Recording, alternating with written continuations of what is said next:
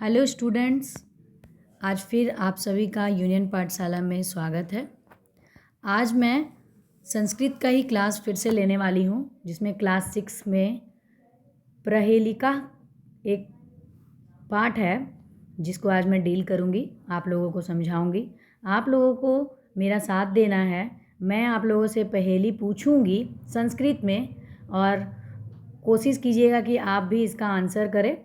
अगर आप आंसर नहीं भी कर पाएंगे तो मैं आपको अच्छे से समझा के इसका आंसर आपको बताऊंगी। अच्छी तरह से पूरा उत्तर आप लोगों को पता चल जाएगा। तो अब मैं शुरू करती हूँ। सबसे पहले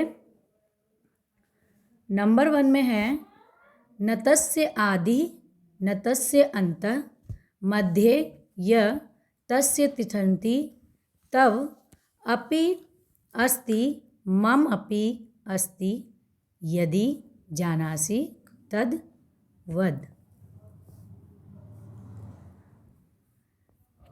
कहने का मतलब है कि ये एक ऐसी चीज़ है कि ये आरंभ ना ही आरंभ में है ना ही अंत में है, ये सिर्फ और सिर्फ मध्य में पाई जाती है, मतलब बीचों बीच पाई जाती है। और आप इसमें बार बार अस्ति अस्ति यानी है करके कुछ अनुमान लगाते हैं और कुछ बताने की कोशिश करते हैं। तो बताइए कि ये क्या है? क्या आप लोगों को समझ में आया कि ये क्या है? अगर आप लोगों को नहीं समझ में आया है तो मैं आपको बताती हूँ। ये है हमारी आँखें, हमारी आँखें। ठीक है। उसी प्रकार दूसरी पहेली है कि अपदो दुर्गामी च साक्षर न च पंडितः अमुख सफुट वक्ता च यह जानाति स पंडितः। इसका मतलब है कि ये एक ऐसी चीज़ है कि इसके ना ही पैर हैं और ना ही इसे पढ़ने के लिए किसी विद्वान की ज़रूरत है, ना ही किसी पंडित की ज़रूरत है। बिना मुख के, ना ही इसके पास कोई मुख है। अमुखा, अमुखा का मतलब होता है बिना मुख। बिना मुख के ये अपनी बातों को बहुत अच्छे से समझा पाता है। तो बताइए क्या है? तो यह है पत्र। इसका उत्तर है पत्र। तीसरे नंबर पर आते हैं। तीसरे नंबर पर है धराया उपरि अध अपि वस्ति धूम भूत्वा गगने इस्ततः भ्रमति। धराया का मतलब होता है पृथ्वी। क्या होता है? पृथ्वी। और धुआं का मतलब होता है धुआं। धुआं का मतलब होता है धुआं। तो पृथ्वी पर बसने वाली, पृथ्वी पर ये बसती है और तालाब से जब धुआं ऊपर की तरफ गगन में, आसमान में जाता है तो क्या बनता है? बताइए ये क्या है? घूमता हुआ आसमान में जाता है। धुआं घूमता हुआ आसमान में जाता है। तो बताइए ये क्या है? ये है बादल।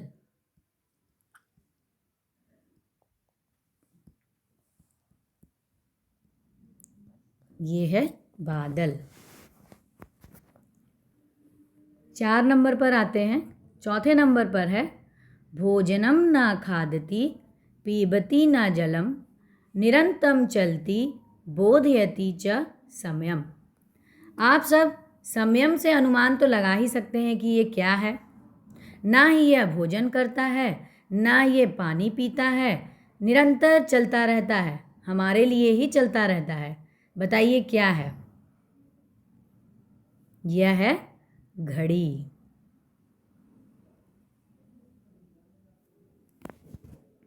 घड़ी, इसका उत्तर है घड़ी। अब आते हैं 5वें नंबर पर। 5वें नंबर पर बोल रहा है वृक्षाग्रवासी। वृक्षाग्रवासी का मतलब है कि वृक्ष की चोटी पर रहने वाला। न च पक्षीराज, त्रिनेत्रधारी न च शूलपाणि, त्वगन वस्त्राधारी न च सिद्धियोगी, जलम च पृभत न घट न मेघ। इसका मतलब है कि ना ही यह एक ऐसी चीज़ है जो वृक्ष की चोटी पर मिलता है। कहाँ मिलता है? वृक्ष की चोटी पर एक पक्षी नुमा ऊपर चढ़ा हुआ प्रतीत मिलेगा हमें, और इसका जो चमड़ा होता है, इसके जो छिलका होता है, उसे हम चमड़े की भांति खींच सकते हैं और इसमें जल पाया जाता है। यह एक घड़ा नहीं है, लेकिन फिर भी इसमें जल पाया जाता है। बताइए ये क्या है? यह है नारियल।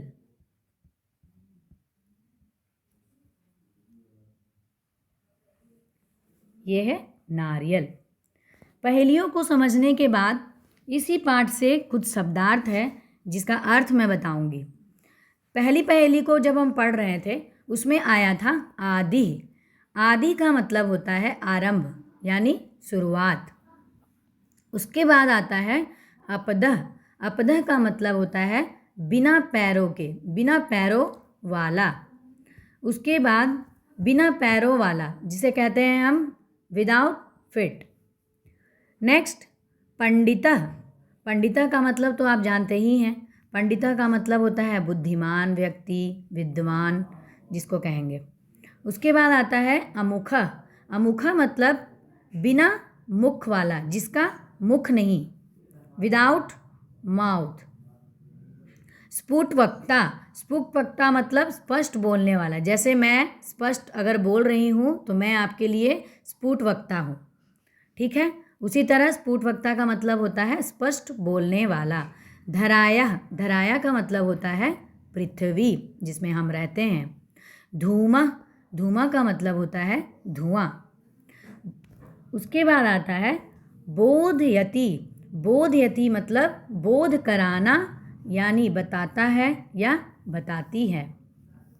उसके बाद है वृक्षाग्रवासी।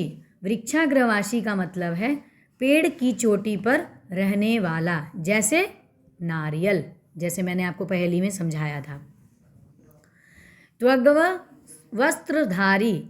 त्वग वस्त्रधारी का मतलब होता है चमड़ी रूपी वस्त्र पहनने वाला। और अंत में है बिभ्रंत। बिभ्रंत मतलब है धारण करता हुआ।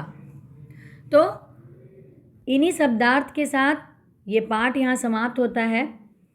मैंने आपको पूरी की पूरी पहेली को समझाने का पूरा प्रयास किया है। आशा करती हूँ कि आप लोगों को अच्छी तरह समझ आया होगा।